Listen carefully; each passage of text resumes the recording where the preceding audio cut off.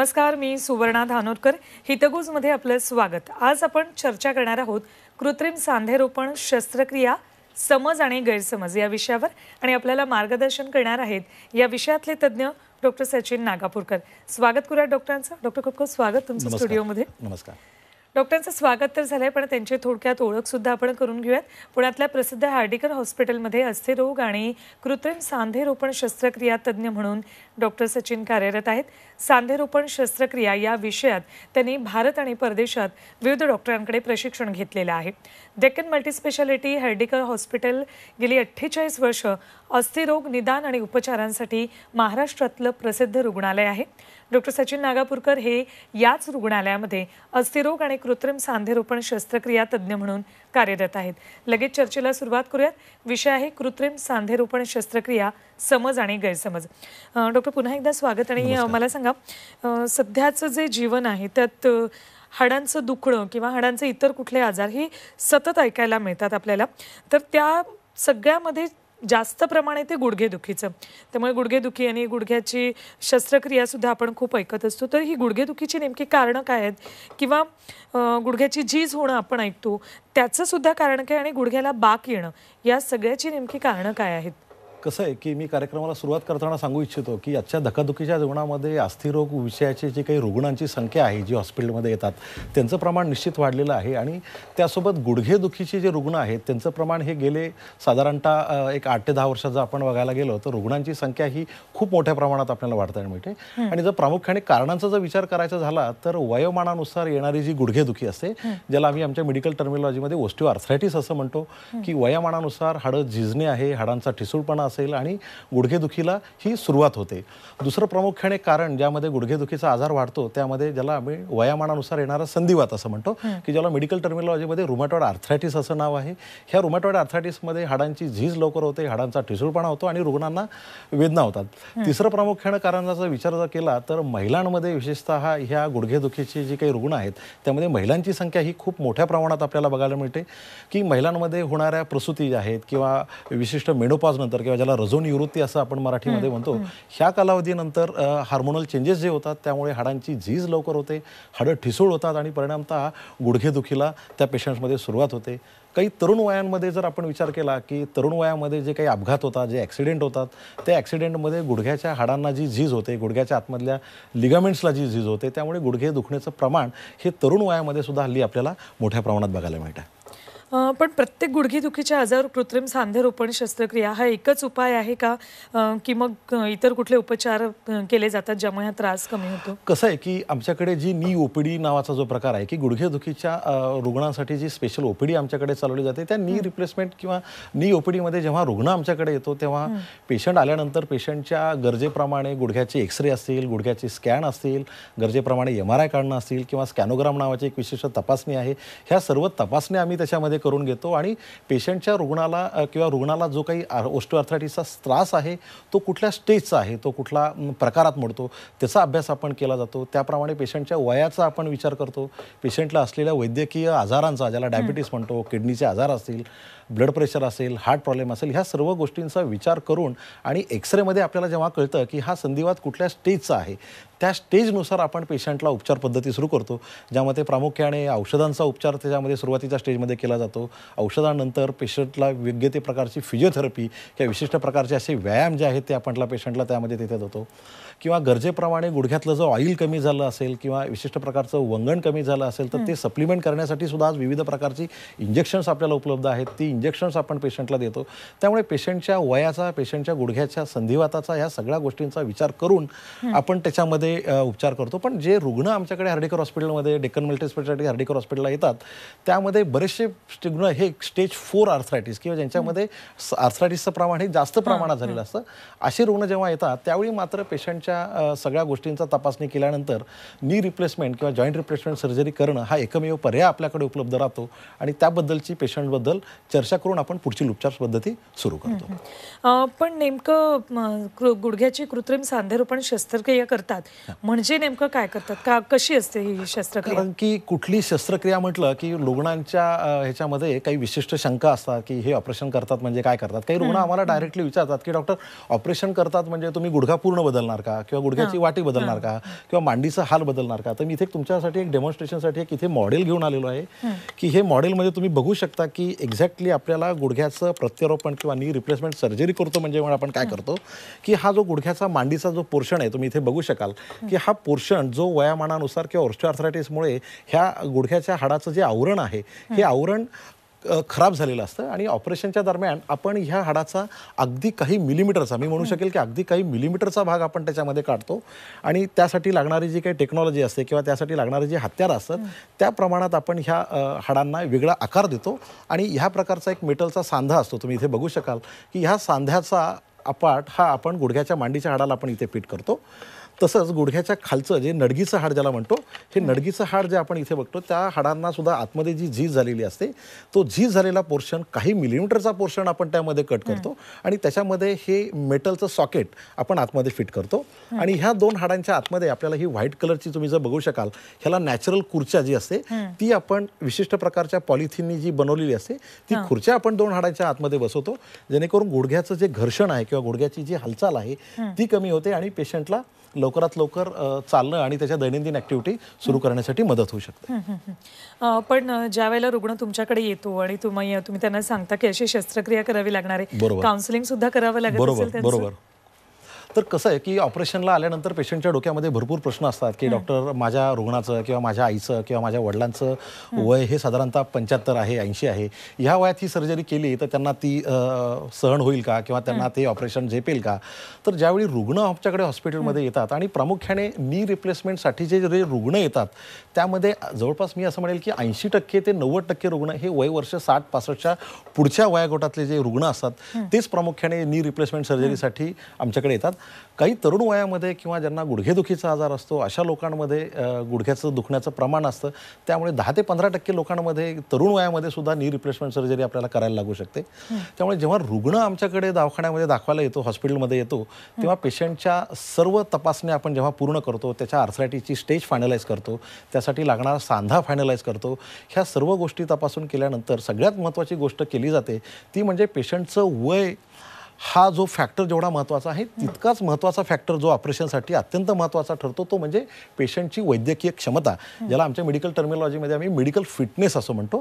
की पेशंटला असलेले आजार असेल, डायबिटीस असेल, किडनीचा आजार असेल, हृदयाचा आजार असेल, ह्या सर्व तपासण्यांमध्ये पेशंट मेडिकली फिट आपल्याला जेव्हा जाणवतो त्यावेळी नी रिप्लेसमेंट सर्जरीचा ऑप्शन आपण पेशंटसमोर मांडतो आणि पेशंटच्या मेडिकल फिटनेसवरती आपण डिसाईड करतो की ह्या पेशंटचे जे खराब झालेले दोन्ही गुडघे आहेत हे एकाच दिवशी एकाच ऑपरेशनमध्ये आपण बदलणार आहोत किंवा 4 ते 5 दिवसाचा अंतर देऊन आपण ते बदलणार आहोत.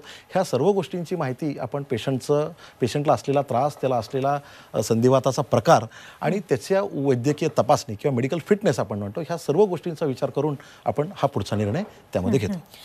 पण गुडघाबद्दल शस्त्रक्रिया ज्या वेळेला करतो त्यावेळेला अजूनही खूपदा रुग्णांच्या मनात शंका असते की ऑपरेशन नंतर खूप त्रास होणार का, किंवा मला चालता येईल का, मला बसता येईल का, किंवा जी भारतीय शौचालय आहेत त्याच्यात बसता येईल का, आणि भारत आहे म्हटल्यावर धार्मिक विधी सतत सुरू असतात, मग अशा वेळेला आम्हाला खाली मांडी घालून बसता येईल का, अशा भरपूर शंका असतात रुग्णांच्या मनात.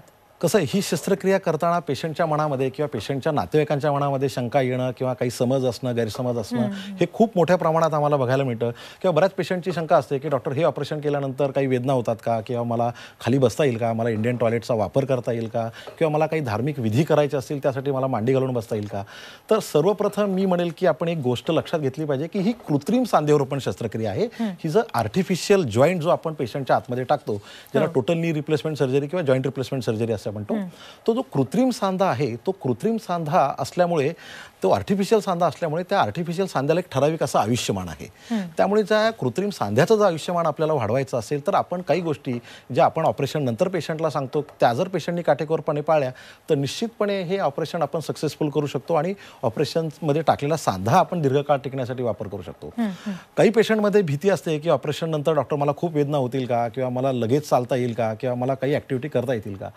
तर मी असं इथे प्रामुख्याने सांगू शकतो की 10 ते 15 वर्षापूर्वी जेव्हा मी ह्या विषयाचं प्रशिक्षण घेत होतो त्यावेळी ऑपरेशनसाठी लागणारा जो कालावधी होता किंवा ऑपरेशनसाठी लागणारी जी टेक्नॉलॉजिकली इन्स्ट्रुमेंट्स आपल्याकडे उपलब्ध होती, जी हत्यार उपलब्ध होती, हे ऑपरेशनसाठी लागणारा जो काही ॲनेस्थेशिया ज्याला भूल म्हणतो आपण त्यामध्ये बदल झालेला आहे किंवा ऑपरेशनच्या दरम्यान केली जाणारी जी फिजिओथेरपी जी म्हणतो आपण, जी खूप महत्त्वाची असते या ऑपरेशनमध्ये, त्या गोष्टींमध्ये ह्या गेले 10 ते 15 वर्षांमध्ये आमूलाग्र असा बदल झालेला आहे.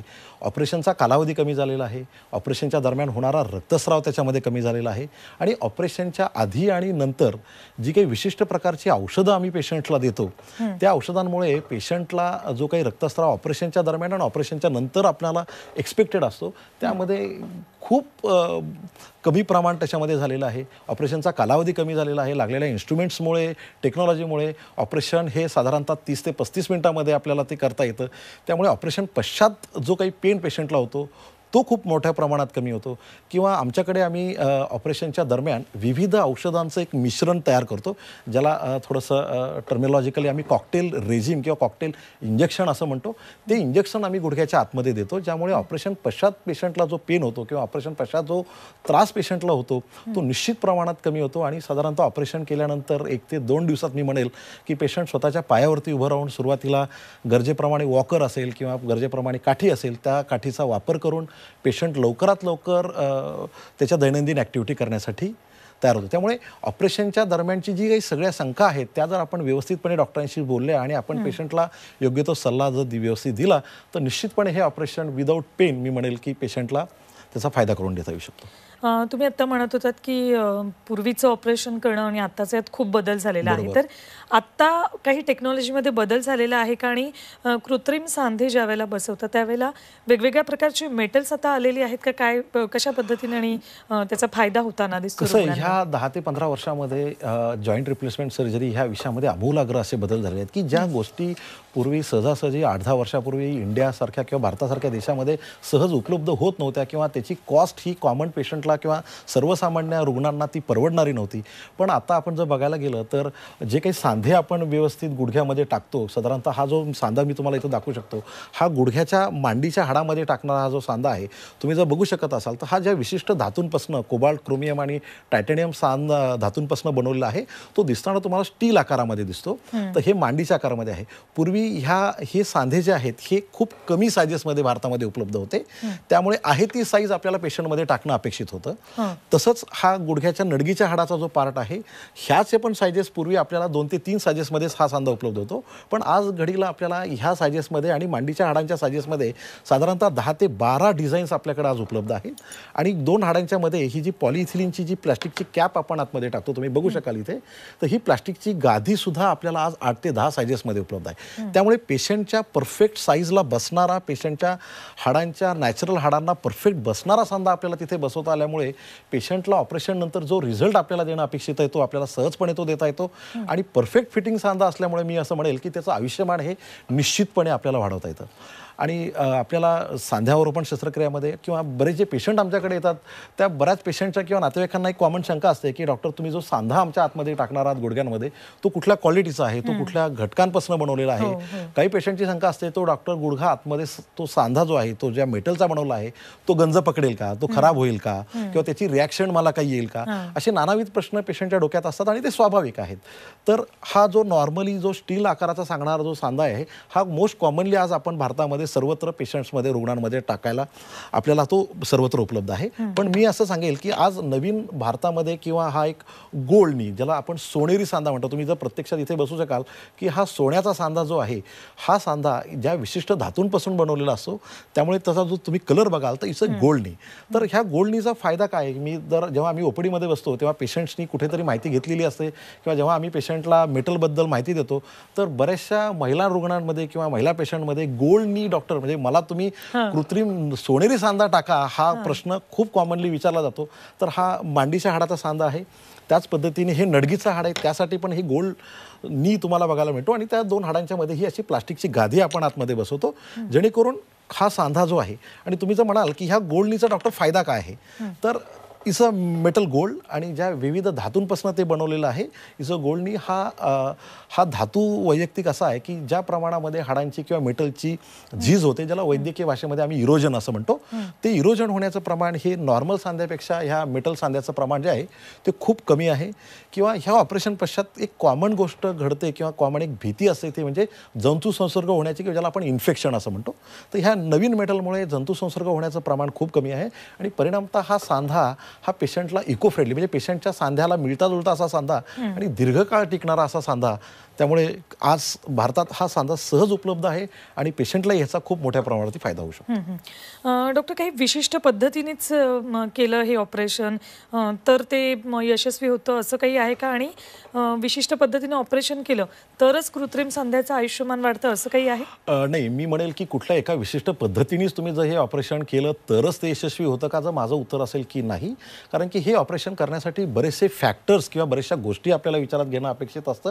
त्यातली पहिली आणि महत्त्वाची गोष्ट असते ती म्हणजे पेशंट सिलेक्शन. म्हणजे पेशंटचं सिलेक्शन करण्यापासून पेशंटच्या हाडांची झालेली झीज असेल, पेशंटच्या हाडांची क्वालिटी असेल, पेशंटच्या स्नायूंची क्वालिटी असेल, पेशंटला असलेले वैद्यकीय आजार, मी म्हणेल की ज्यांना डायबिटीस आहे, ज्यांना किडनीचा आजार आहे, ज्यांना न्यूरोलॉजिकल डिसऑर्डर्स आहेत, काही लोकांना पाठीचे आजार असतील, ह्या सर्व गोष्टींची प्राथमिक तपासणी आपण जेव्हा करतो, ऑपरेशनच्या पूर्वी आपण जेव्हा एक्सरे आणि बाकीच्या गोष्टींचं डिझाईन पेशंटचं तयार करतो की ह्या पेशंटला कुठल्या स्टेजचा आर्थरायटिस आहे, कुठल्या विशिष्ट प्रकारचा सांधा त्याला आपल्याला लागणार आहे, ह्या सर्व गोष्टींची माहिती जेव्हा आपण ऑपरेशनच्या आधी घेतो आणि ऑपरेशनच्या दरम्यान आपण त्याला ज्या पद्धतीने हे ऑपरेशन करतो, ऑपरेशन थिएटर, ज्या ऑपरेशन थिएटरमध्ये आपण हे ऑपरेशन करतो ते किती सुसज्ज पद्धतीचं ऑपरेशन थिएटर आहे, ऑपरेशनच्या दरम्यान आपण कुठल्या पद्धतीची काळजी तिथे घेतलेली आहे आणि ऑपरेशन पश्चात पेशंटला दिलेली वेदनाशमक औषधे असतील म्हणा किंवा पेशंटनी स्वतः व्यायाम केलेले असतील किंवा ज्या पद्धतीने आमच्याकडच्या फिजिओथेरपिस्ट पेशंटकडनं व्यायाम करून घेतात, ह्या सर्व गोष्टी जर आपण एकत्रितपणे केल्या तर निश्चितचपणे आपण हे नी रिप्लेसमेंट सर्जरीचं ऑपरेशन